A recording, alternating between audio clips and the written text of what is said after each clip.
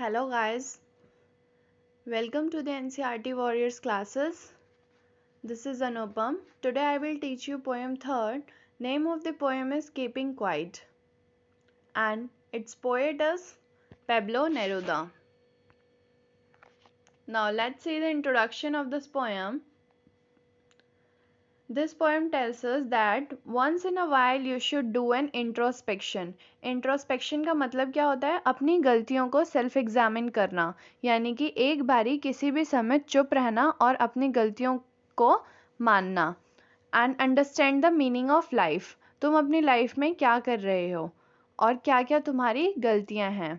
And जिस दिन सभी लोगों ने अपनी गलतियों को मानना शुरू कर दिया तो world will be a beautiful place. जो संसार है बहुत ही सुंदर जगह बन जाएगी. नाउ समरी पे आते हैं. समरी हमने पार्ट्स में डिवाइड किया है ताकि आप लोग इजीली समझ सकें. ठीक है, तो फर्स्ट है आपका heading keeping quiet for a second. Let's see इसमें क्या लिखा है, इसका मतलब क्या है. कवि चाहता है कि जब तक वह 12 गिने, मतलब वो 12 तक काउंट करे, सारे शांत हो जाएं और सब संसार में किसी भी भाषा में बात ना करें. वह हमसे कहता है कि सिर्फ 1 सेकेंड के लिए हम अपनी आर्म्स का मतलब क्या होता है यहाँ पे, वेपन्स को अधिक ना हिलाएं. ठीक है.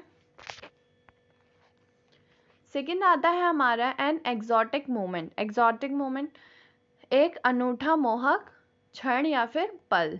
ओके. 1 सेकेंड के लिए कोई भी रेल या जल्दबाजी ना करे. इंजन और दूसरी मशीनें एक पल के लिए अवश्य रुक जाएं. वह पल हम सब के लिए एक बहुत ही अच्छा पल होगा. हम सभी मिलकर उस पल का आनंद लेंगे. इसमें यह था. थर्ड है हमारा नो हार्म टू एनीवन. कवि चाहता है कि मछुआरे क्षेत्रों के ठंडे समुद्र में मछलियां को कोई नुकसान ना पहुंचाएं. वह आदमी भी जो अपने हाथों से नमक इकट्ठा करता है अपने घायल हाथों का जरूर ध्यान रखे.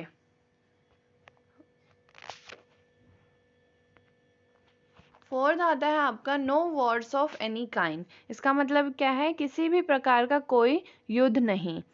सभी प्रकार के युद्ध तुरंत रोक दिए जाने चाहिए. पर्यावरण के विरुद्ध हरे युद्ध, मतलब green Wars against the environment. जहरीली गैसों के साथ युद्ध, वॉर्स विद पॉइजनस गैसेस. और अग्नि शस्त्रों का प्रयोग ठीक अभी भी ही रोक दिया जाना चाहिए. And the use of firearms must be stopped. इन युद्धों में विजय अर्थहीन है क्योंकि इस जो ये युद्ध हो रहे हैं इसमें जो भी जीतेगा वो क्या है, बिना मतलब का है. क्योंकि युद्धों के बाद कोई भी जीवित नहीं बचता. युद्ध लड़ने और छेड़ने के अलावा उन्हें अपने सबसे बढ़िया कपड़े पहनकर बाहर निकलना चाहिए. अपने भाइयों के साथ छायादार वृक्षों के नीचे उन्हें सैर पर निकल जाना चाहिए. उन्हें कुछ भी ना करने का आनंद लेना चाहिए. फिफ्थ आता है हमारा स्टिलनेस नॉट टोटल इनएक्टिविटी. यहाँ से एग्जाम में क्वेश्चन जरूर आता है. इसका मतलब क्या है, स्टिलनेस नॉट टोटल इनएक्टिविटी, निश्चलता पूर्ण निष्क्रियता नहीं. ठीक है. कवि यह नहीं चाहता कि हम निश्चलता को पूर्ण निष्क्रियता समझने की भूल करें. मतलब स्टिलनेस को हम टोटल इनएक्टिविटी समझें. इसका अर्थ मौत होगा. कवि का मृत्यु के साथ कोई भी संबंध नहीं है. हमें सदा चलते ही नहीं रहना चाहिए.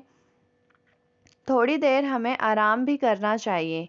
एक लंबी चुप्पी हमारा बहुत फ़ायदा कर सकती है.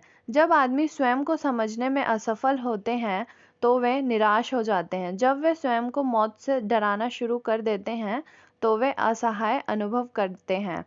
एक लंबी चुप्पी हमारी भावनाओं को शांत कर सकती है और इस उदासी को हटाने में हमारी सहायता करती है. सिक्स्थ है हमारा अर्थ रिमेन्स अलाइव. जमीन सजीव रहती है.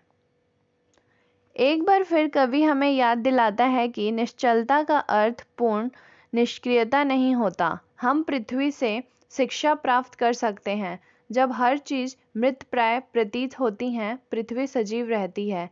कवि हमें जब तक वह 12 ना गिने शांत रहने के लिए कहता है। Now that's all. If you liked my video, please like, share and subscribe my channel. And if you have any doubt regarding this video, you can put the comment in